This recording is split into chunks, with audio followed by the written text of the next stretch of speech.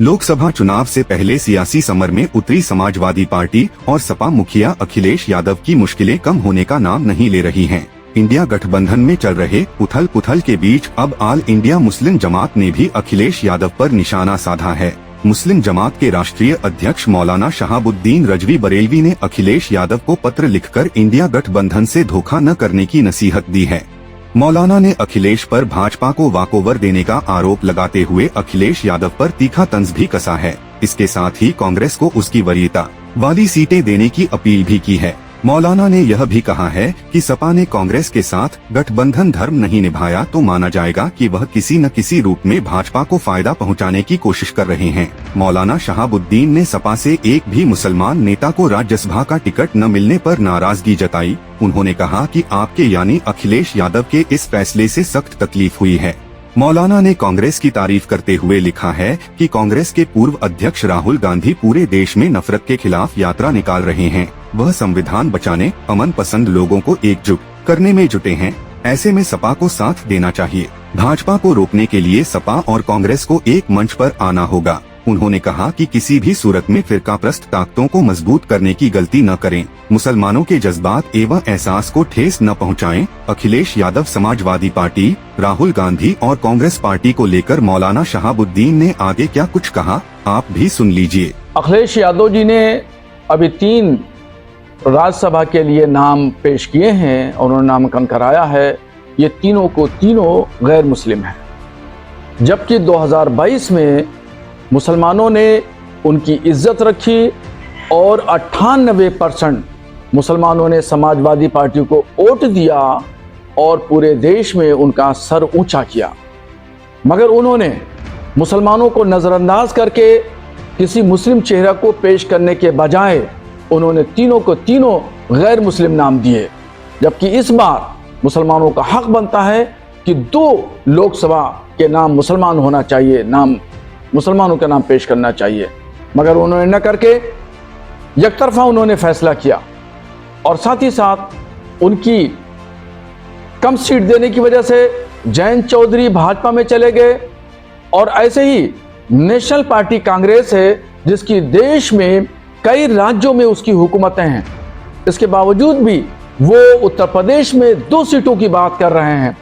तो इस तरीके से वो चाहते हैं कि इंडिया गठबंधन का जो गठबंधन है वो किसी न किसी तरीके से वो टूट जाए। वो गठबंधन का धर्म नहीं निभाना चाहते हैं। तो इसका मतलब ये है कि वो चोर दरवाजे से भाजपा का समर्थन कर रहे हैं और भाजपा की गवर्नमेंट दोबारा वो बनवाना चाहते हैं और भाजपा की सीटें 80 की 80 सीटें वो उत्तर प्रदेश में लाना चाहते हैं।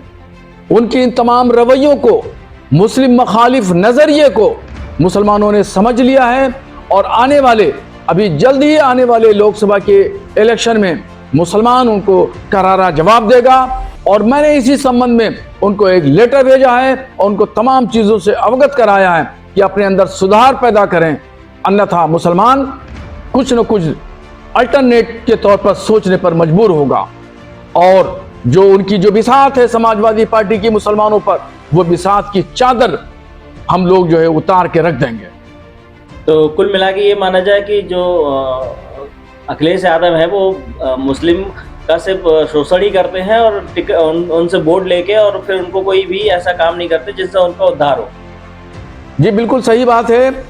वो मुसलमानों का वोट हासिल करना चाहते हैं, मुसलमानों से कुर्सियां बिठवाना चाहते हैं, मुसलमानों से दरी वो बिछाना चाहते हैं और इसके अलावा मुसलमानों को वो इक़्तिदार नहीं देना चाहते, वो कुर्सी नहीं देना चाहते।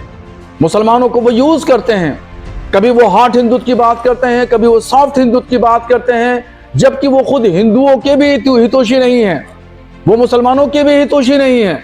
ना हार्ड हिंदुत्व ना सॉफ्ट हिंदुत्व वो किसी के नहीं है। वो सिर्फ ये चाहते हैं कि मेरा इक़्तिदार, मेरी कुर्सी बाकी रहे। इसके अलावा ना वो हिंदुओं के हितोषी हैं और ना वो मुसलमानों के हितोषी हैं। अभी कुछ दिनों देखा गया कि रामचरितमानस की तौहीन की गई, उनके लोगों ने की, सनातन धर्म की तौहीन की। तो कैसा वो किस तरीके से वो हिंदुत्व की परिभाषा को समझते हैं या मुसलमानों के उत्थान के लिए, तरक्की के लिए काम करते हैं। वो हमेशा मुसलमानों के नुमाया चेहरों को नजरअंदाज करते रहे हैं और अभी उन्होंने राज्यसभा में 3 सीटें दे करके उन्होंने अपना मुस्लिम मुखालिफ चेहरा जाहिर कर दिया है। और इन तमाम चीजों को लेकर के उत्तर प्रदेश का मुसलमान खूब समझ चुका है और इसका जवाब लोकसभा में दिया जाएगा।